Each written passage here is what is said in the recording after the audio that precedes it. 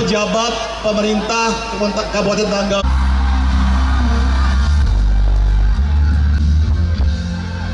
Puluhan ribu warga masyarakat Kabupaten Tanggamus, Provinsi Lampung, digoyang Ratu Dangdut Inul Daratista di lapangan Gisting Atas, Tanggamus. Diva dangdut itu sengaja dihadirkan untuk memeriahkan diskusi literasi digital yang dikemas dalam format talk show, Chip In, di acara peringatan Hari Kebangkitan Nasional 2024.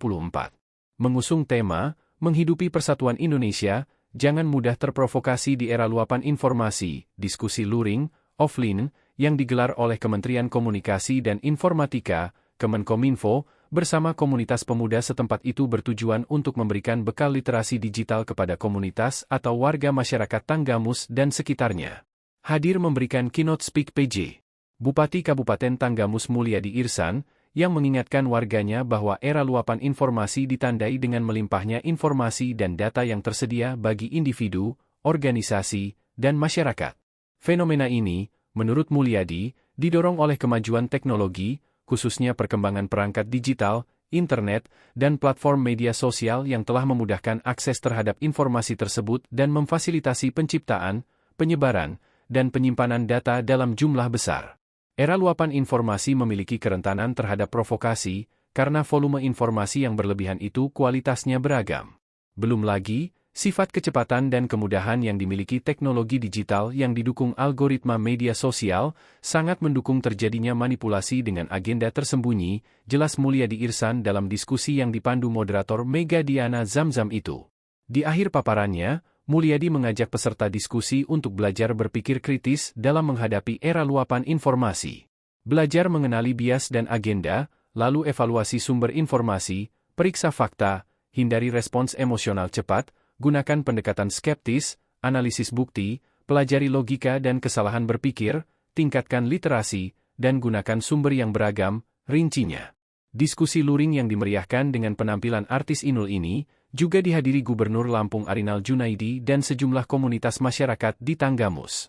Di antaranya, Komunitas Turonggo Cipto Manunggal Cabang Tanggamus, Persatuan Seni Kuda Lumping Tanggamus, PKLT, Komunitas Reok Lampung, Forum UMKM Tanggamus, dan Goeser Tanggamus.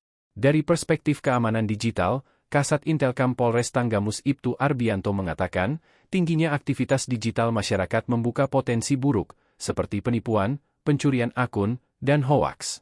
Untuk itu, pengguna digital perlu pemahaman terkait keamanan digital. Siapapun bisa menjadi korban kejahatan digital. Mulai dari pengguna internet biasa, pelaku bisnis, sampai perusahaan.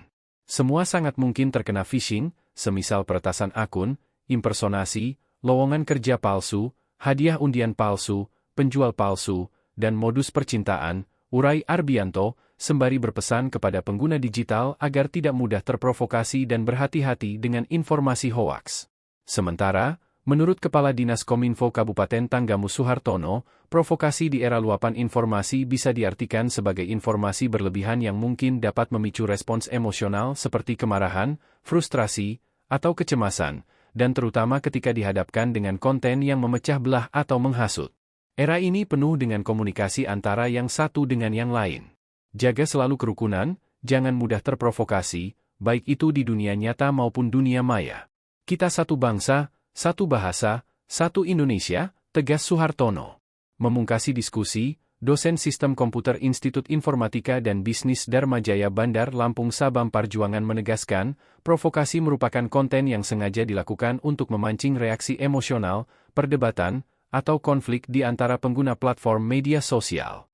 Bentuknya bisa berupa komentar, postingan gambar atau video yang dibuat dengan tujuan menyinggung, memicu kontroversi, atau menarik perhatian dengan cara negatif. Jangan terpengaruh oleh postingan provokatif. Sebaiknya pupuk sikap empati, pengertian, toleransi, dan berdialog dalam memecahkan masalah, pungkasnya. Untuk diketahui, diskusi luring seperti digelar di Kabupaten Tanggamus ini berada di bawah naungan program besar, Gerakan Nasional Literasi Digital, GNLD.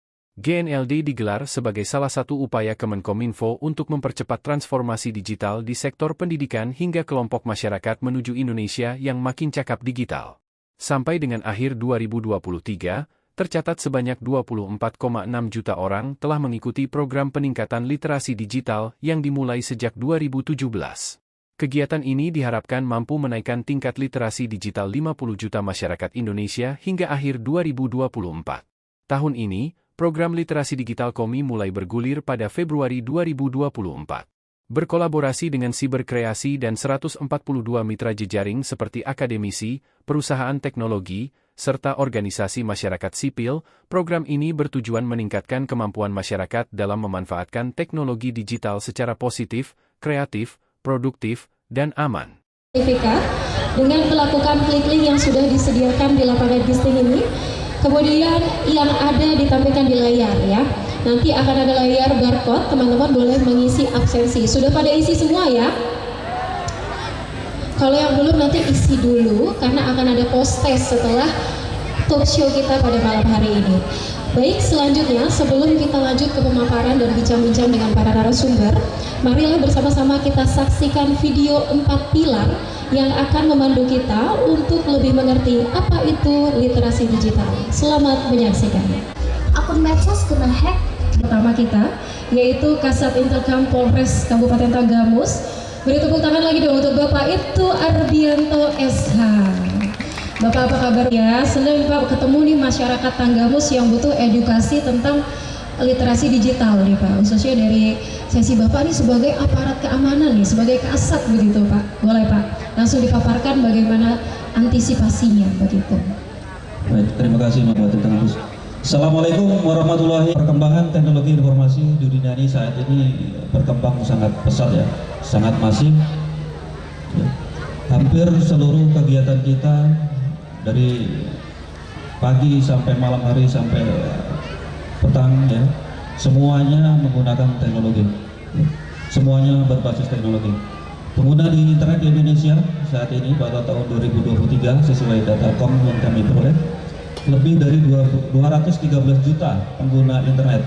Jadi hampir 80-90% masyarakat Indonesia telah menggunakan internet digital. Tak lepas dari itu, di Tanggamus sendiri hanya beberapa wilayah yang belum terjangkau. Hanya beberapa wilayah ya, seperti daerah Pematang Sawah mungkin ada sedikit yang terjadi blank spot, tapi yang lain kayaknya sudah banyak terjangkau internet.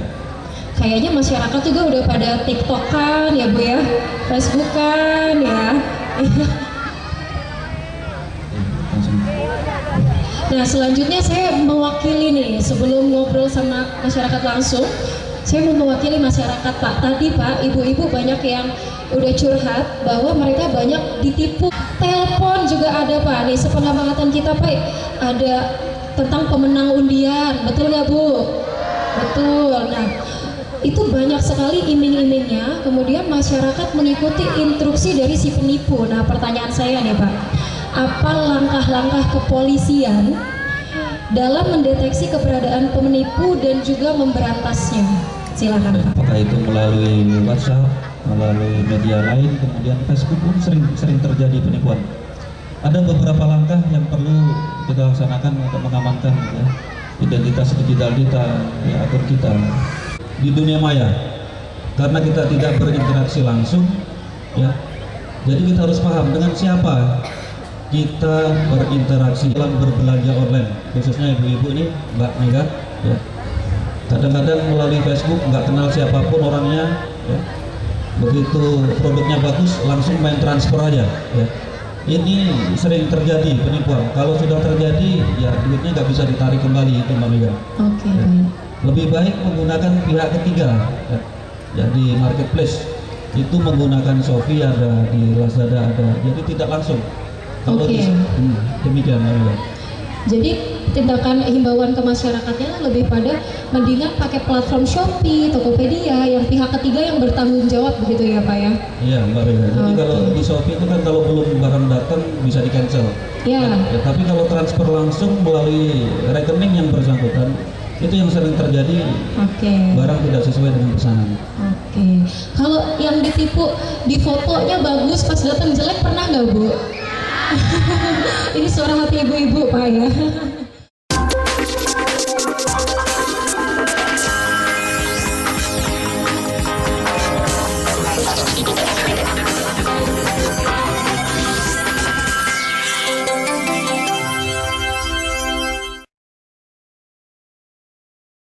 bilang bahwa kita harus hati-hati. Pertama, jangan mudah transfer ke orang yang belum kita kenal.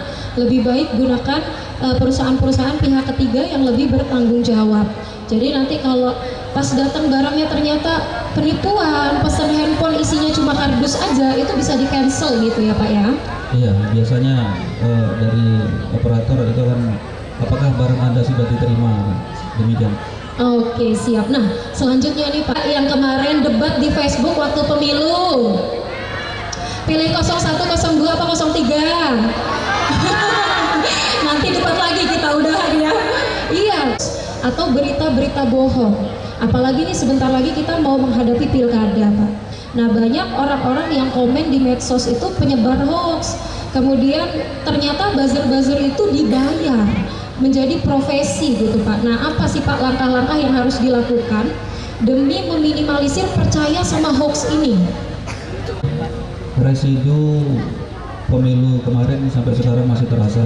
Ya, sebentar lagi kita akan melaksanakan event pilkada ya, secara serentak pada tanggal 27 November. Ya, tentunya tahun kemarin menjadi pengalaman untuk tahun ini, jangan sampai terjadi lagi polarisasi di masyarakat. Ya. Agar kita terhindar dari berita bohong, berita palsu atau hoax ya zaman sekarang. Ya. Yang pertama, kalau melihat mendengar berita di media sosial, tentunya verifikasi sumber terlebih dahulu. Kita harus benar-benar tahu siapa yang melakukan atau memberikan informasi tersebut. Ya. Selalu periksa sumber informasi, apakah kredibel atau tidak itu memegang. Ya. Jangan membaca berita hanya judulnya saja. Ya. Dibaca dari awal sampai akhir. Jika secara utuh berita itu dapat dipahami dan dimengerti gitu Pak. Oke, siap. Jadi antisipasi biasanya di grup-grup keluarga gitu ya Pak ya, suka tersebar akhirnya debat. Ada yang kemarin pemilu sampai live grup Pak, keluar dari grup keluarga gitu ya karena berdebat gitu. Nah, diharapkan sekarang nggak ada lagi karena masyarakatnya sudah cerdas. Melalui talk show ini juga kita menghimbau begitu ya Pak ya. Nah, terakhir Pak, ada nggak yang mau disampaikan untuk masyarakat Tanggamus ke depannya mengenai literasi digital ini? Mungkin, nah teman-teman nanti boleh mengajukan pertanyaan di akhir acara, di akhir talk show ini, karena nanti yang bertanya, yang menyimak akan mendapatkan hadiah e-wallet sebesar Rp100.000 untuk 10 orang. Mau nggak? Oke, kalau gitu siapkan pertanyaan dan kita dengarkan dulu untuk closing statement dari Pak Arbi. Silakan. Dalam dunia digital itu tidak ada yang 100% aman. Ya. Yang bisa kita lakukan adalah mengurangi dampak risikonya. Sedapat mungkin kita hilangi dampak risikonya. Kemudian keamanan itu berbanding terbalik dengan kemudahan. Ya. Kita sedikit ribet akan membuat kita lebih aman dari di dunia digital. Selalu berpikir kritis, tidak mudah percaya dengan semua yang kita dapatkan di internet, agar terhindar dari hoax dan provokasi. Yang terakhir adalah pastikan apa yang kita posting dan kita share sesuatu yang bermanfaat bagi masyarakat dan tidak melanggar hukum. Terima kasih. Baik, tepuk tangan di sosial media, di digital, kemudian penyebaran hoax pada saat pemilu. Udah siap belum menjemput pilkada?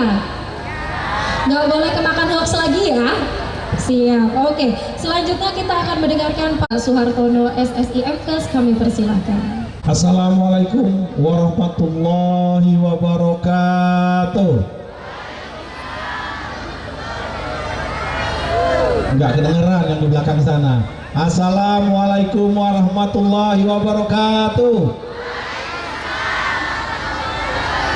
Mudah-mudahan yang membalas salam saya lebih disayang sama pasangannya dan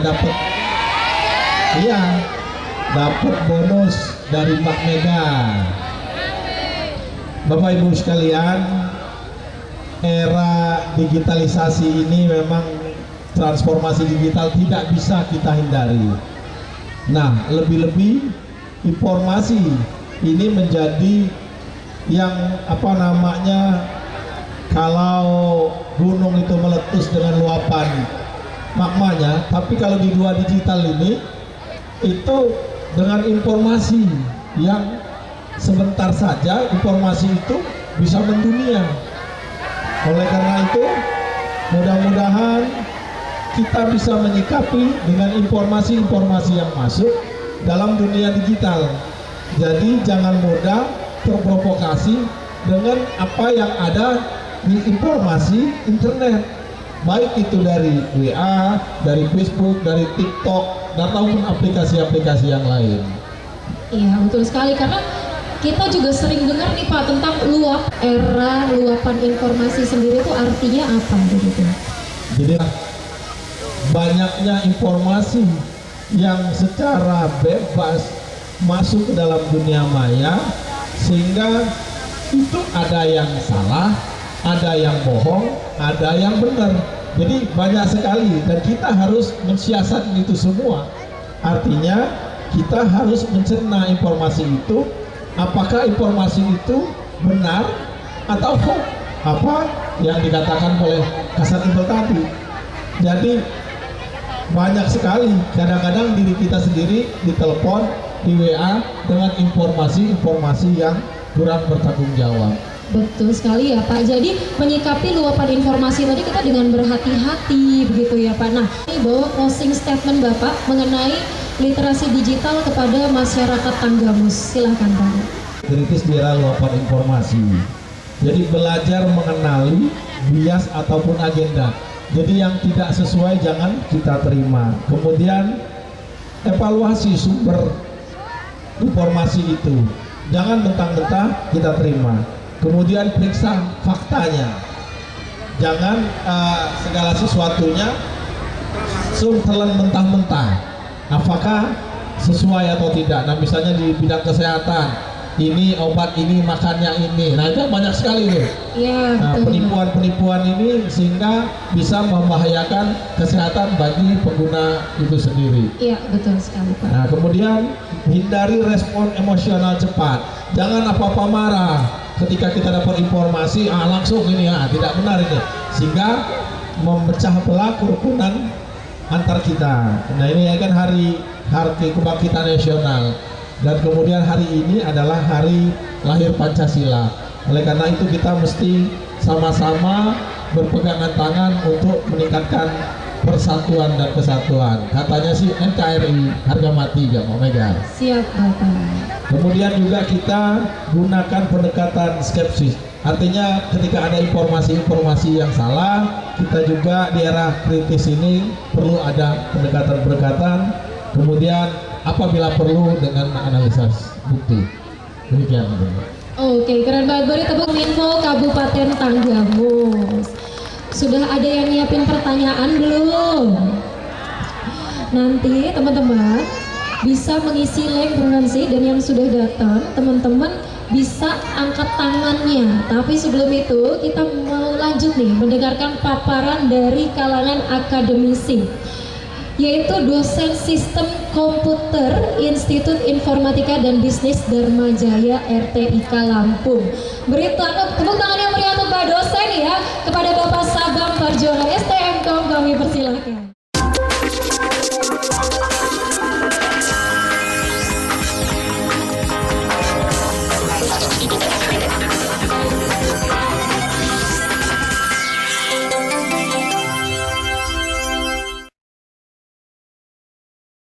Assalamualaikum Gisti.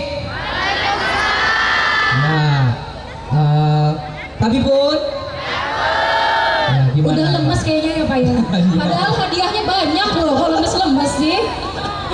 Baik, yang ingin saya sampaikan tuh Mbak, untuk kita semua, termasuk saya juga, dan ini pembelajaran untuk kita semua sebenarnya adalah bagaimana menangani kalau ada provokasi.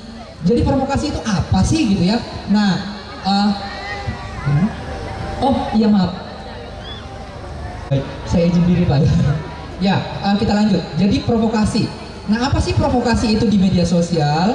Jadi provokasi di media sosial itu adalah konten, bisa berupa foto, komen, atau postingan yang sengaja dipancing, diposting untuk memancing kita gitu ya. Jadi supaya kita tertarik untuk ngapain? Untuk membalas, untuk mengkomentari gitu ya. Nah, itu bisa supaya kita bereaksi secara emosional begitu ya. Nah, bentuknya bisa berupa gambar yang diedit-edit, bisa berupa kata-kata yang kasar gitu ya. Jadi itu kita harus hindari. Nah, ada bentuknya namanya trolling, terus bisa juga itu menyebar hoax karena tadi fotonya diedit, kata-katanya begitu kasar gitu. Jadi itu kita hindari. Nah, bagaimana cara menghindarinya? Yang pertama, kita tidak cepat-cepat, tadi sudah disampaikan sama Pak Suartono bahwa jangan cepat-cepat merespon. Jangan cepat-cepat merespon. Dinilai dulu, ini apa sih gitu. Tapi kalau memang dia negatif, tidak usah direspon. Kalau bisa diblok saja atau di skip saja. Tapi kalau dia yang positif, ya baru kita respon, begitu ya. Positif itu gimana? Informasinya yang mendukung, yang membantu, yang menyenangkan. Tapi kalau negatif itu gimana? Yang menyakitkan, yang membuat orang lain benci terhadap informasi tersebut. Begitu Mbak Mega. Baik, jadi bentuknya tuh tadi bisa komen, video, foto, supaya kita terpancing gitu. Iya, nah yang udah kepancing nih ngelihat kira ini udah seriusan banget, ternyata orang cuma main-main gitu ya Pak ya. Oke, nah sekarang Mega mau nanya lagi nih, kenapa sih masyarakat kita ini atau kita sendiri nih kadang-kadang itu mudah sekali terprovokasi? Kira-kira ada alasannya nggak nih dari sudut pandang akademisi ini? Nah, memang kan mudah terpancing itu kalau informasinya atau gambarnya itu yang pertama menyinggung ya, menyinggung. Karena kita ingin langsung menyebarkan ini atau membalas ini. Kalau kata-katanya kasar, tidak perlulah saya contohin kata-kata kasar ya, kita sudah paham semua. Atau kata-kata yang tidak layak disampaikan di halayak umum. Media sosial itu, Mbak Mega, itu kan di halayak umum, bisa dijangkau oleh siapapun. Jadi tidak layak kita untuk menyampaikan kata-kata yang tidak santun di sana. Nah, kata-kata yang tidak santun di sana, kita biasanya mata kita agak tertarik untuk melihatnya gitu. Jadi itu yang harus kita latih supaya tidak tertarik untuk melihat gambar-gambar, kata-kata yang tidak santun. Begitu Mbak Mega. Oh, yang memprovokasi lebih baik skip aja. Skip gitu. saja. Abaikan. Abaikan saja. Oke, siap Pak. Nah, selanjutnya nih Pak, kita mau dengar juga nih bahwa apa sih himbauan ataupun closing statement dari Bapak kepada masyarakat Tanggamus agar tidak mudah terprovokasi, tertipu gitu ya, atau termakan hoax. Dipersilahkan Pak. Ya, harus kita ingat, kita semua sebenarnya, kita semua kalau ada informasi yang kita lihat atau kita terima, kita menilai dulu. Menilainya gimana? Ini kata-katanya positif gak sih? Gambarnya positif gak sih? Santun tidak? Nah, kalau dia memang tidak santun, abaikan saja. Tidak usah di like, tidak usah di komen. Kalau kita komen, artinya berkelanjutan, dia bertahan di situ, di beranda kita gitu. Jadi nggak usah di apa-apain. Nah, tapi kalau umpamanya yang posting itu teman dekat atau kita kenal, memang bisa saja kita ingatkan, tapi di belakang gitu ya, di belakang. Nah, jadi kalau ada postingan yang memang tidak santun, kita tidak usah buru-buru meresponnya. Jadi kita skip saja, kita abaikan saja, begitu ya, gitu Mbak Mega.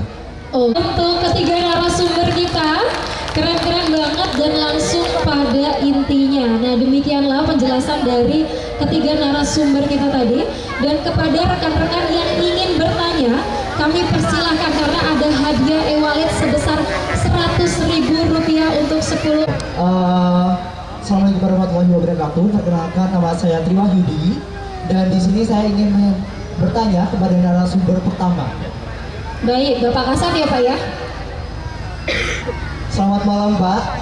Jadi pertanyaan saya terkait dengan media sosial sebagai kaum rebahan Pak. Sekarang ini kalau scroll TikTok, scroll IG kebanyakan pinjol Pak.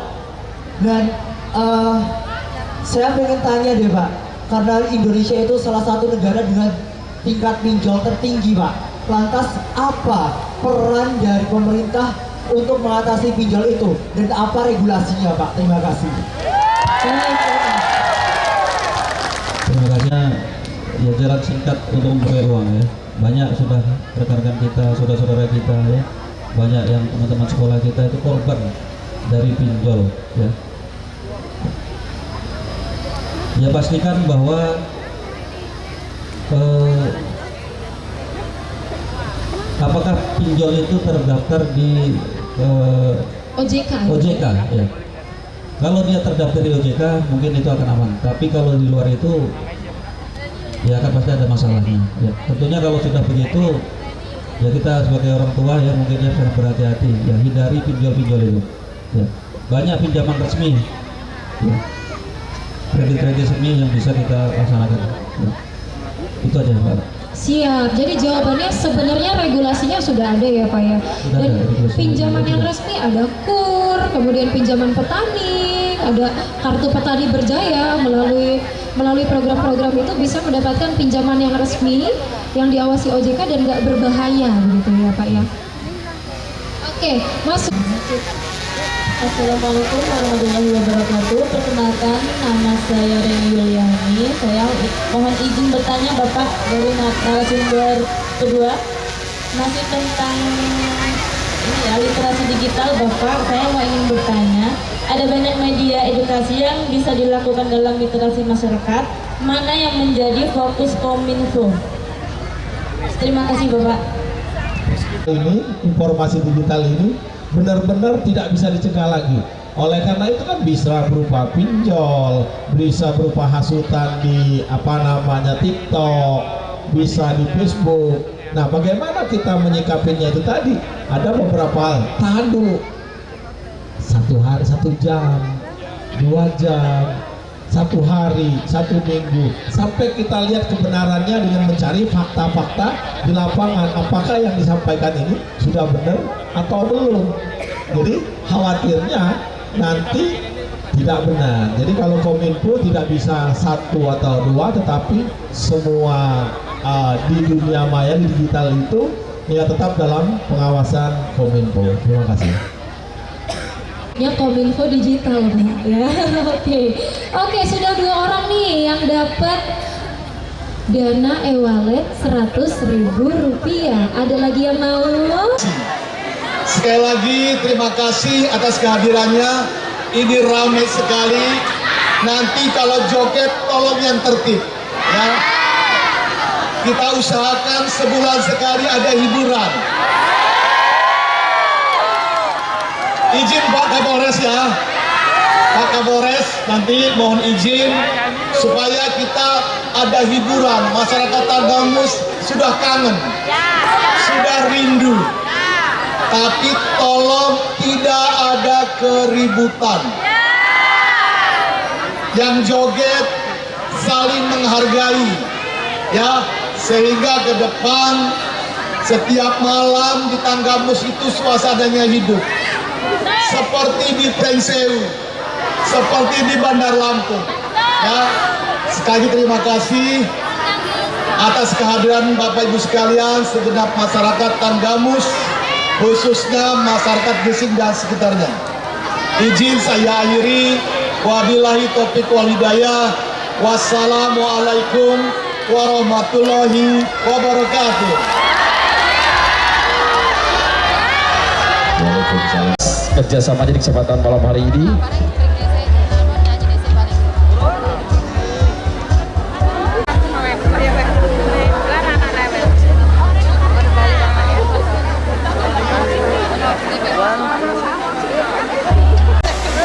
Ya, selamat kepada para pemenang dan kepada Bapak dan Ibu dipersilakan untuk kembali ke tempat.